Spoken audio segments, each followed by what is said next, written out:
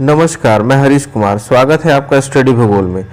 आज हम भौगोलिक चिंतन का इतिहास प्रश्नोत्तरी पार्ट 3 करेंगे।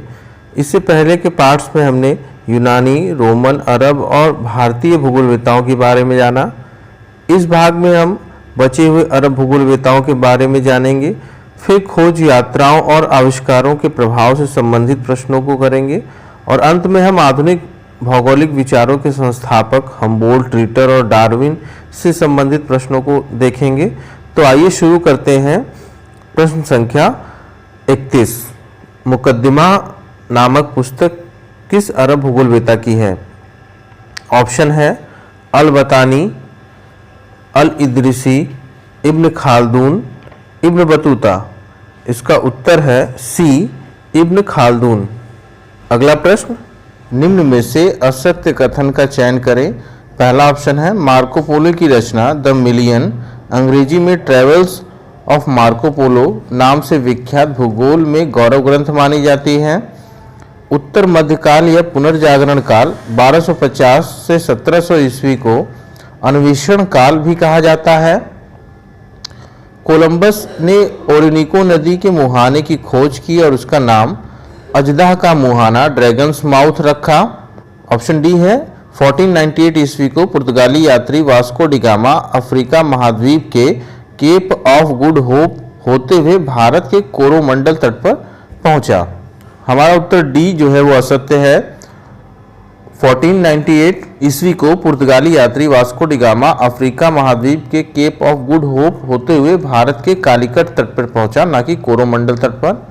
ज्योग्राफिया जेनेलिस नामक पुस्तक की रचना किस जर्मन भूगोलवेता द्वारा की गई थी? ऑप्शन है हम्बोल्ट, ऑस्कर पेस्चल, वरेनियस, लाब्लास। इसका उत्तर सी होगा, वरेनियस। अगला प्रश्न, किस भूगोलवेता के अनुसार घटनाओं का स्थान के संदर्भ में अध्ययन भूगोल है और काल संदर्भ में इतिहास?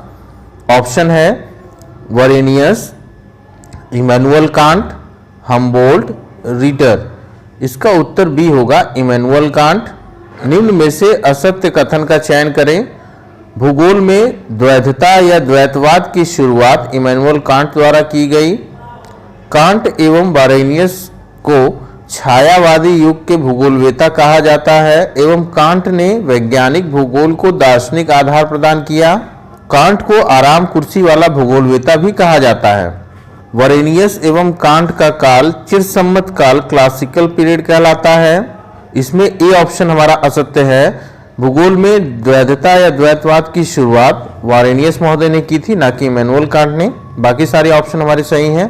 कांट एवं वारेनियस को छायावादी युग के भूगोलवेता कहा जाता है एवं कांट ने वैज्ञानिक भूगोल को दार्शनिक आधार प्रदान किया, सही है। कांट को आराम कुर्सी वाला भूगोलवेता भी कहा जाता है, सही है। वारेनियस एवं कांट का काल चिरसम्मत काल, क्लासिकल पीरियड कहलाता है, ये भी सही है। अगला प्रश्न देखते हैं। निम्न में से कौन सा भूगोल के विकास के इतिहास का सही अनुक्रम है? ऑप्शन ए यूनान, रोमन, अरब, अंधयुग। बी रोमन, अरब, यूनान, अंधयुग। सी अंधयुग, यूनान, रोमन, अरब। डी है यूनान, रोमन, अंधयुग, अरब। हमारा उत्तर डी है। सबसे पहले यूनान काल आया, उसके बाद रोमन, फिर उसके बाद अंधकार युग और उसके बाद अरब युग। अगला प्रश्न देखते हैं। निम्न में से कौन सी रचना कांट महोदय की है? General natural history and the theory of heavens, critique of pure reasons, critique of judgement, races of man, anthropology from pragmatic point of view. Option है 1, 2, 3, 2, 3, 5, 1, 4, 5 और डी है उपरोक्त सभी। हमारा उत्तर होगा डी, ये सभी किताबें इमैनुअल कांट महोदय की हैं। अगला प्रश्न, सर्वप्रथम किस भूगोलवेता ने भूगोल को सामान्य और विशिष्ट दो भागों में विभाजित किया, जिसने क्रमबद्ध और प्रादेशिक भूगोल के विकास का मार्ग प्रशस्त किया? ऑप्शन है कांट, हम्बोल्ट, रेडजेल, वरेनियस। इसका उत्तर डी होगा, वरेनियस। अगला प्रश्न, हम्बोल्ट के संबंध में असत्य कथन का चयन करें। पहला ऑप्शन है, हम्बोल्ट को आधुनिक भूगोल का पिता माना जाता है। सन 1845 में हम्बोल्ट की लोकप्रिय कृत कॉस्मॉस प्रकाशित हुई। हम्बोल्ट ने सर्वप्रथम महाद्वीपीयता की संकल्पना प्रस्तुत की। ऑप्शन डी, पेरू की गर्म समुद्री धारा का प्रथम बार अवलोकन हम्बोल्ट ने किया। इसमें डी ऑप्शन हमारा गलत है। पेरू की समुद्री धारा जो है गर्म न होकर शीत धारा है। बाकी सारे ऑप्शन सही हैं।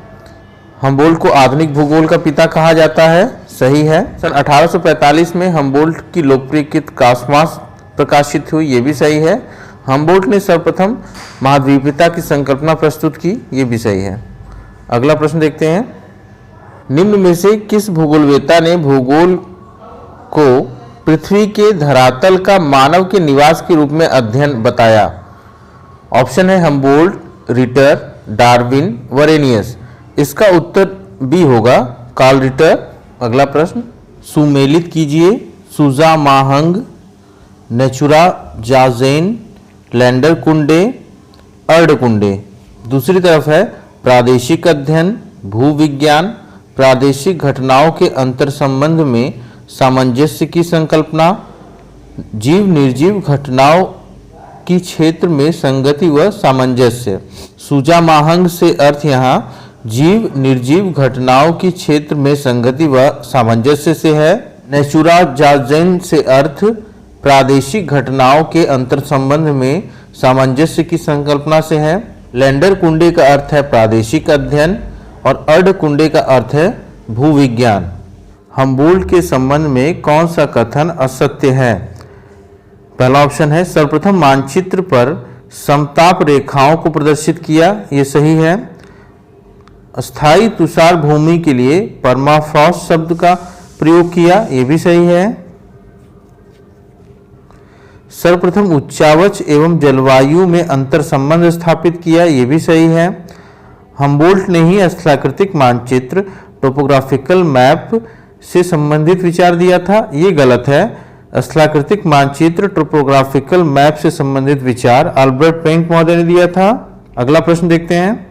किस भूगोलवेत्ता ने जलवायु को मानव सभ्यता के विकास व उन्नति में नियंत्रण करने वाला कारक कहा? ऑप्शन है सैंपुल, हम्बोल्ट, रेडजेल, हंटिंगटन। इसका उत्तर डी होगा, हंटिंगटन महोदय ने कहा था ये। कार्ल रिटर के संबंध में असत्य कथन का चयन करें। ऑप्शन है, रिटर को आर्म चेयर भूगोलवेत्ता कहा जाता है, ये सही है। रिटर का उपागम उद्देश्यपरक अथवा प्रयोजन मूलक टेलियोलॉजिकल था, ये भी सही है। रिटर की पद्धति आगमनात्मक कही जाती है, ये गलत है। रिटर ने निगमनात्मक पद्धति को अपनाया था। और लास्ट ऑप्शन है, रिटर ने विविधता में एकता का आधारभूत सिद्धांत दिया, ये भी सही है। अगला प्रश्न देखते हैं। क्षेत्र वितरण विज्ञान कोरोलॉजिकल साइंस की संकल्पना का प्रतिपादन किस भूगोलवेत्ता ने किया? ऑप्शन है रेडजेल, हेटनर, रिस्थोफेन, हार्टशोन। इसका उत्तर बी होगा, हेटनर महोदय ने किया था। अगला प्रश्न देखते हैं। रिस्थोफेन के संबंध में असत्य कथन का चयन करें। पहला ऑप्शन है, उसने उत्तरी चीन के लोयस प्रदेशों की रचना का अध्ययन किया। उसने दास आसलैंड नामक पुस्तक की रचना की। प्रादेशिक अध्ययन के लिए उसने वितरण विज्ञान क्रोनोलॉजी नाम दिया। वह प्रथम जर्मन विद्वान था जिसने सामान्य और प्रादेशिक भूगोल में अंतर किया। इसमें बी ऑप्शन हमारा असत्य है। दास आसलैंड नामक पत्रिका का प्रकाशन ऑस्कर पेस्चल महोदय ने किया था, न कि रिस्थोफेन महोदय ने। बाकी ऑप्शन हमारे सही हैं। उसने उत्तरी चीन के लोयस प्रदेशों की रचना का अध्ययन किया, ये सही है। प्रादेशिक अध्ययन के लिए उसने वितरण विज्ञान क्रोनोलॉजी नाम दिया, ये भी सही है। वह प्रथम जर्मन विद्वान था जिसने सामान्य और प्रादेशिक भूगोल में अंतर किया, ये भी सही है। अगला प्रश्न देख लेते हैं। डार्विनवाद डार्विनिज्म के संबंध में असत्य कथन का चयन करें। पहला ऑप्शन है, इसकी शुरुआत 1859 में प्रकाशित पुस्तक ओरिजिन ऑफ स्पीसीज से मानी जाती है। ये सही है। पिंक महोदय ने डार्विनवाद संकल्पना का प्रयोग अपनी भौगोलिक चक्र की अवधारणा में किया। जर्मन भू आकारिकी वैज्ञानिक डार्विनवाद से इतने प्रभावित हुए कि उन्होंने भूगोल को भूदृश्य विज्ञान लैंडस्केप साइंस के रूप में परिभाषित किया। रेडजेल की पुस्तक एंथ्रोपोजोग्राफिक डार्विनवाद के घोर समर्थन का परिणाम थी। ये भी सही है। इसमें हमारा ऑप्शन बी गलत है, पिंक महोदय ने नहीं, जबकि डेविस महोदय ने डार्विनवाद संकल्पना का प्रयोग अपनी भौगोलिक चक्र की अवधारणा में किया था। और सी ऑप्शन भी हमारा सही है, जर्मन भू आकारिकी वैज्ञानिक डार्विनवाद से इतने प्रभावित हुए थे कि उन्होंने भूगोल को भूदृश्य विज्ञान लैंडस्केप साइंस के रूप में परिभाषित किया। अगला प्रश्न देखते हैं, निम्न में से कौन सी पुस्तकें रिटर द्वारा रचित हैं? लैंडर कुंडे, अर्ड कुंडे, वालकर कुंडे, एन कुंग डिंगुंग। ऑप्शन है 1 और 2, 1, 2, 3, 2, 4 और डी है उपरोक्त सभी। हमारा उत्तर ए होगा 1 और 2। लैंडर कुंडे और अर्ड कुंडे रिटर द्वारा रचित है, जबकि वालकर कुंडे फ्रेडरिक रेडजेल द्वारा निर्मित है और एन कुंग डुंग जो है ये कांट द्वारा निर्मित है।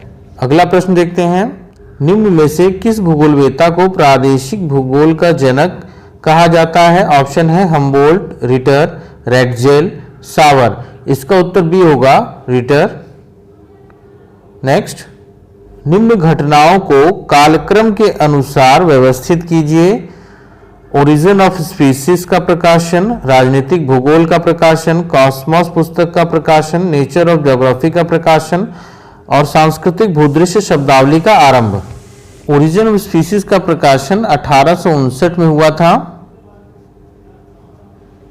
राजनीतिक भूगोल का प्रकाशन 1897 में। कॉस्मोस पुस्तक का प्रकाशन 1845 में।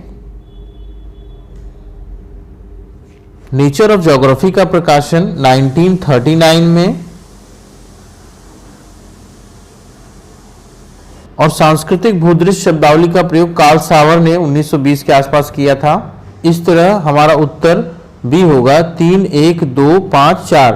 कॉस्मोस पुस्तक का प्रकाशन जो 1845 में हुआ था, फिर उसके बाद ओरिजिन ऑफ स्पीसीज का प्रकाशन जो 1859 में हुआ था, फिर सेकेंड राजनीतिक भूगोल का प्रकाशन 1897, उसके बाद सांस्कृतिक भूदृश्य शब्दावली का प्रयोग और लास्ट में है नेचर ऑफ ज्योग्राफी का प्रकाशन जो 1939 में हुआ था। धन्यवाद, मिलते हैं अगले वीडियो में।